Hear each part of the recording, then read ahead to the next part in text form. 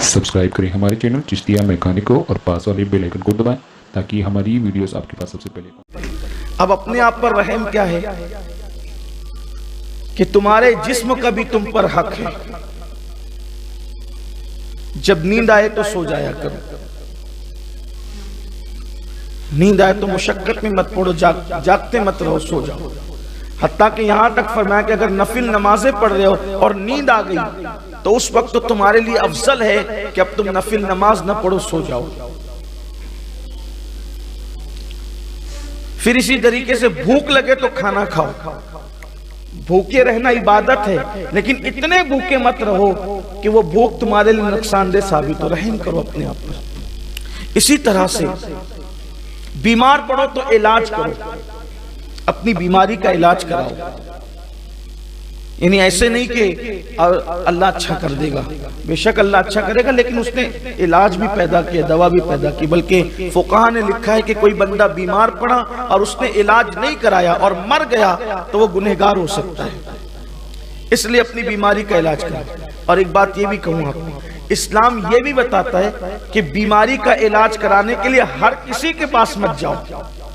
जो बीमारी के इलाज करने में माहिर होते हैं उनके पास जाओ, ताकि तुम्हें सही तौर पर तुम्हारा इलाज हो सके। आजकल लोग जो है वो बीमार पड़ते हैं तो वो अपनी मर्जी चलाते हैं, वो कुछ का कुछ करते हैं। और वो कुछ मुफ्त के जो जैसे होटल के जैसे मुफ्ती है, वैसे होटल के हकीम भी है। जो होटल वाले मुफ्ती है ना कि वो आता जाता कुछ नहीं और होटल में बैठे बैठे फतवा देते हैं, तो ऐसे होटली हकीम भी है कि वो बैठे बैठे नुस्खे बताते हैं। अब आप मुझे बताएं कि लोगों की तबीयत जुदा जुदा है, तो एक ही नुस्खा किसी को फायदा पहुंचाता है और किसी को नुकसान पहुंचाता है। यह खास ख्याल रखना। इसीलिए हर काम हर बंदे को करने का हुक्म नहीं दिया गया। हर काम, अभी एक हमारे जमात के बहुत बड़े आलिम इंतकाल हो गया उनका, और इंतकाल का सबब हिजामा कराना। वो कहीं गए, मानने वालों ने कहा कि हिजामा करा ले, हिजामा सुन्नत है। और हिजामा कराने के लिए उस हजाम के पास लेके गए। अब यही कहूंगा उसको, और क्या। हालांकि हजाम भी तो अच्छा हिजामा करता है, वो खुदा जाने क्या था, वो करना नहीं जानता था, बस वो यूट्यूब पर देख करके उसने करना शुरू किया। और किया तो इतना ज्यादा कमर का, यानी ऐसे मकाम से वो खून निकाल लिया कि फिर वो जगह पे कैंसर हो गया, और वही सबब बना उनकी मौत का। हिजामा करने वालों को पता होता है खून कहां से निकालना चाहिए और कितना निकालना चाहिए। बल्कि हिजामा की तारीखें भी मुकर्रर है सुन्नत में। वो जब जी में आ रहे तब करा रहे हैं, और जिस तरह आ रहे तब करा रहे हैं, तो कभी ये नुकसानदेह साबित हो सकता है।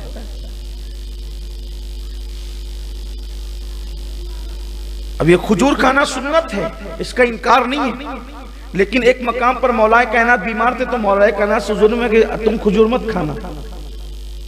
तो कुछ चीजें ऐसी होती है कि किसी मर्ज के अंदर कोई वो फायदेमंद होती है, किसी मर्ज में नुकसानदेह होती है। तो इसलिए जिन जो माहिर तबीब है उनके पास इलाज कराओ, अपने आप पे रहम करो, और अल्लाह की मखलूक पर भी रहम करो।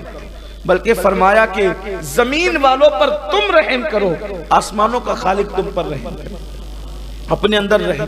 और जो रहमतुल्लिल आलमीन से जुड़ जाए उसकी सबसे बड़ी पहचान यह है कि वो रहम दिल हो जाता है। ये जो लोग जबान से शोले उगलते हैं ना, उनके दिलों में रहम नहीं होता, वो उन पे भी फिर रहम नहीं किया जाएगा। मेरे आका अलैहिस्सलाम फरमाते हैं तुम रहम करोगे तो तुम पे रहम किया जाएगा, और जो रहम नहीं करता उस पे रहम नहीं किया जाता। आका करीम सल्लल्लाहु अलैहि वसल्लम ने अपने शहजादों को, हसनैन करीमैन को चूमा, तो एक शख्स माते हुजूर मेरे तो बहुत बच्चे, मैं तो कभी नहीं चूमता। तो आका करीम सल्लल्लाहु अलैहि वसल्लम ने फरमाया जो रहम नहीं करता उस पर रहम नहीं किया जाता। कुत्तों पर भी रहम करो, चूंटियों पर भी रहम करो। रहम की बहुत बरकत है। और रहम दिल बनो। बल्कि मेरे आका सल्लल्लाहु अलैहि वसल्लम का यह भी फरमान है कि जिसको नरम दिली मिल जाए उसको अल्लाह की रहमत से बहुत बड़ा हिस्सा नसीब हो गया। आजकल कुछ लोग सोचते हैं ना कि मेरा रोब होना चाहिए। रोब तल्ख गुफ्तगू से नहीं होता, रोब बेरहमी से नहीं होता।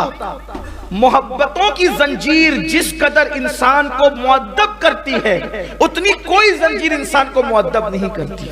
यही वजह है कि सैकड़ों साल के बिगड़ी हुई इंसानियत को मेरे आका रहमतुल लिल आलमीन ने जो है वो डंडे से नहीं, जंजीर से नहीं, जेलों से नहीं, बल्कि मुस्तफा जान रहमत ने रहमतों से संवारा है और बता दिया कि जो काम डंडे नहीं कर सकते हैं वो काम रहमतें करती है, मोहब्बतें करती है। रहम करो। क्या अंदाज था रहम करने वालों का।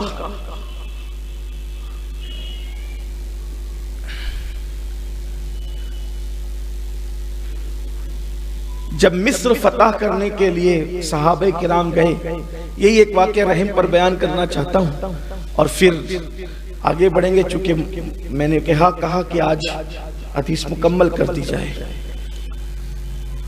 मिस्र फतह करने के लिए बहुत तवज्जो से सुनना और अल्लाह करे कि अल्लाह में अमल की तौफीक। सिर्फ दिल बहलाने के लिए मत सुनना, अमल की खातिर। और फिर देखना जब दिल में रहम करोगे, अल्लाह की मखलूक पर रहम करोगे, अल्लाह की तरफ से फिर इनामात की बारिश कैसे होती है। सहाबा किराम मिस्र फतह करने के लिए गए तो उनके जो कायद थे और सिपा सालार थे वो जनाबे अम्र इब्न आस रदी अल्लाह ताला थे।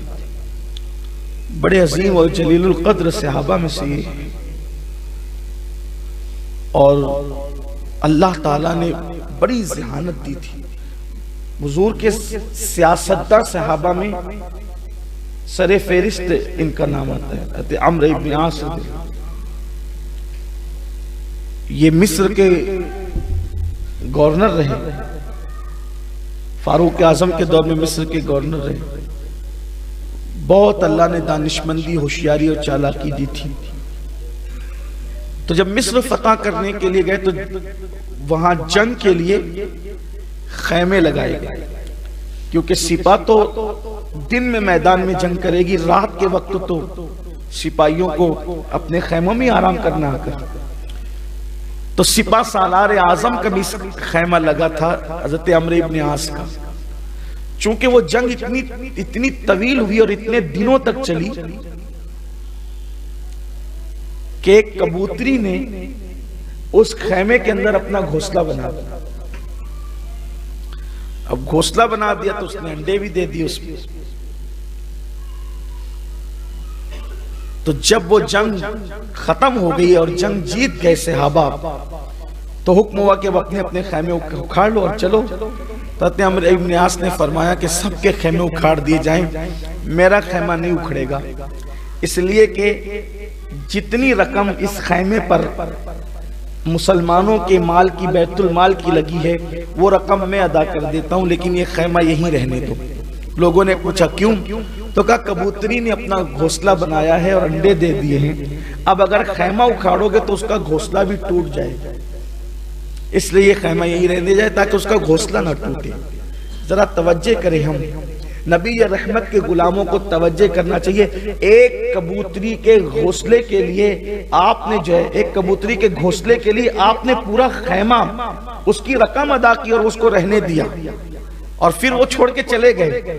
खुदा का करना ये अदा उनकी अल्लाह को इतनी पसंद आई कि जहां वो खैमा कबूतरी के लिए छोड़ा था, घोंसले के लिए, वहीं पर शहर बसा और उस शहर का नाम शहर खैमा रखा गया, खैमे के नाम पे रखा गया। आज भी वो शहर जो है वो आबाद है।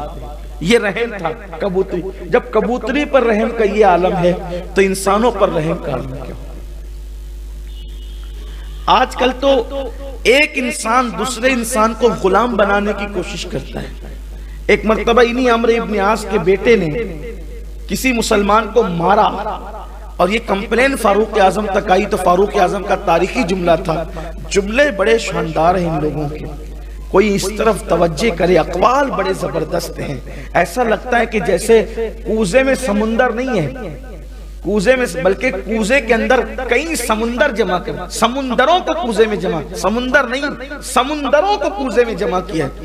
जिस वक्त हज़रत अम्र इब्न आस के बेटे ने किसी को मारा तो उस वक्त फारूक आजम ने कहा था, माओ ने अपने बच्चों को आजाद पैदा किया है, तुमने कब से गुलाम बना लिया। कोई मुसलमान किसी का गुलाम नहीं है, मुसलमान सब आपस में भाई भाई, इन्नमल मुमिनूना इख्वा। तो रहम करो अल्लाह की मखलूक पर।